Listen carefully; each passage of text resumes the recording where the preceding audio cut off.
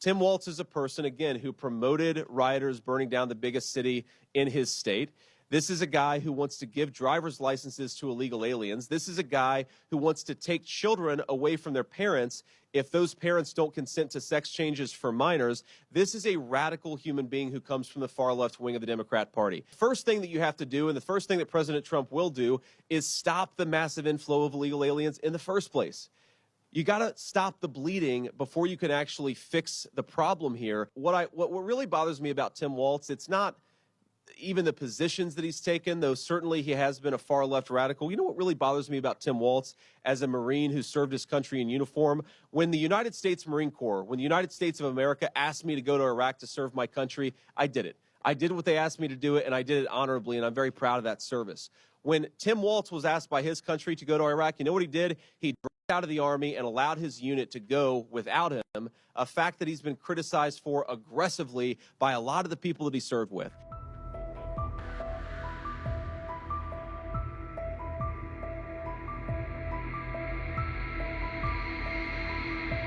When Trump was at the NABJ conference, he was asked whether you'd be ready to assume the presidency on day one, and he responded by talking about how the vice president pick doesn't really impact the election outcome. Sure.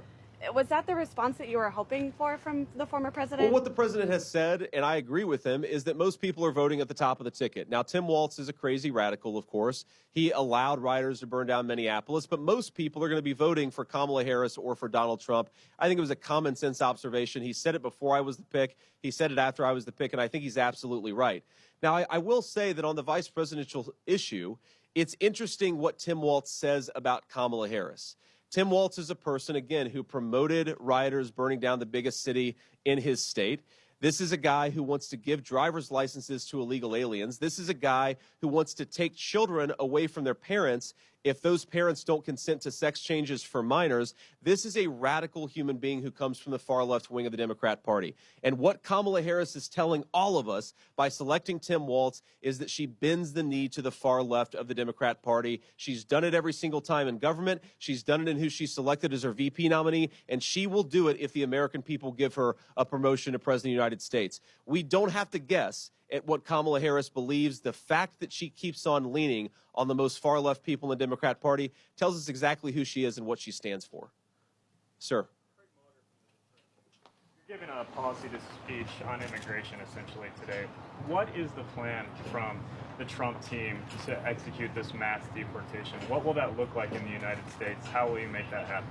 Well, I think it's very simple, actually. The first thing that you have to do, and the first thing that President Trump will do, is stop the massive inflow of illegal aliens in the first place.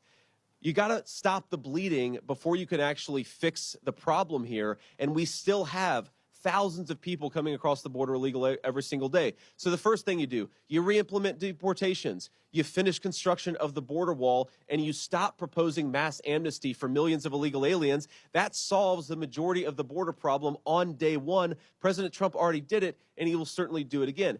Now, to your point about what do you do with the people who are already here, I think it's important that we send a message that if you have come to this country illegally, if you plowed into an innocent mom and her daughter and they lost their lives because of your actions, the message from the Trump administration is simple.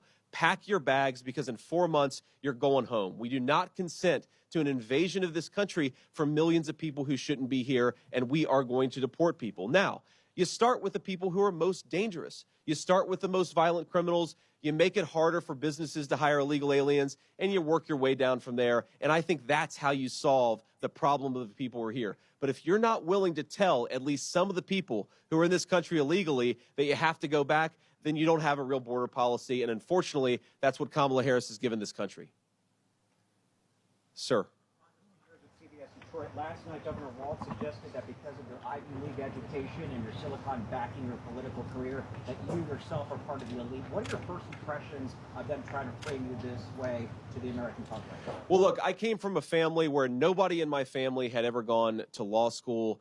I grew up in a poor family. The fact that Tim Walz wants to turn it into a bad thing, that I actually worked myself through college, through law school, and made something myself, to me, that's the American dream. And if Tim Walz wants to insult it, I think that's frankly pretty bizarre. Now, look, what really bothers me about Tim Walz, it's not even the positions that he's taken, though certainly he has been a far left radical. You know what really bothers me about Tim Walz as a Marine who served his country in uniform? When the United States Marine Corps, when the United States of America asked me to go to Iraq to serve my country, I did it. I did what they asked me to do it, and I did it honorably, and I'm very proud of that service.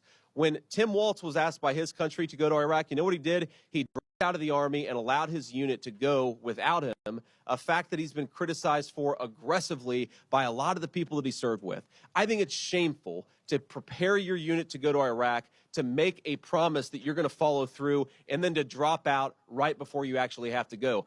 I also think it's dishonest. Something, again, if you guys ever get an opportunity to ask Tim Walz or Kamala Harris some questions, he made this interesting comment that the Kamala Harris campaign put out there, and I bet they're regretting they put it out there now, because he said that and he was making a point about gun control, he said we shouldn't allow weapons that I used in war to be on America's streets. Well, I wonder, Tim Walz, when were you ever in war? What was this weapon that you carried into war, given that you abandoned your unit right before they went to Iraq, and he has not spent a day in a combat zone? What bothers me about Tim Walz is the stolen valor garbage. Do not pretend to be something that you're not. And if he wants to criticize me for getting an Ivy League education, I'm proud of the fact that my mamaw supported me, that I was able to make something of myself. I'd be ashamed if I was him and I lied about my military service like he did. Sir. Could you speak a little louder? Sorry. Will Jones from Local 4. I want Yes, to talk sir. a little bit about race. I was at the National Association of Black Journalists conference last Yes, week sir. where President Trump made some attacks on Vice-President Harris's biracial heritage. You're married to an Indian American woman. You have biracial children. How do you explain his attacks, and what is your reaction to his attacks as a father of biracial children? Yes, sir. So I am the father of biracial children. Actually, my wife is here today. My kids are back home with my aunt today. And look, I was not bothered at all by what President Trump said, and I didn't take it as an attack on Kamala Harris's biracial background at all. What I took it as was an attack on Kamala Harris being a chameleon. She pretends to be one thing when she's in front of one audience. She pretends to be something else when she's in front of another audience. And I think he was observing the basic foundational reality that Kamala Harris pretends to be something different depending on which audience she's speaking to. Now, she has been able to hide this a little bit because for the past couple of weeks, she only speaks in front of a teleprompter. She never gives unscripted remarks, and she's hidden from the American media and from the American people. But we know she's a chameleon. We know she's a person who promised to defund the police and now wants to pretend she's a tough prosecutor. She said that she would be our border czar, and yet for 3.5 years, we have an open border. She said that she would bring some common sense and lower inflation to our economic policies, and yet she cast the deciding vote that raised interest rates, raised home prices, and raised food prices. Donald Trump said something very simple, totally inoffensive, but frankly, obviously true to me, which is that Kamala Harris is a chameleon. She's a fake, and the American people have to look at her record if we actually want to know how she stands on the issues, because her words simply can't be trusted.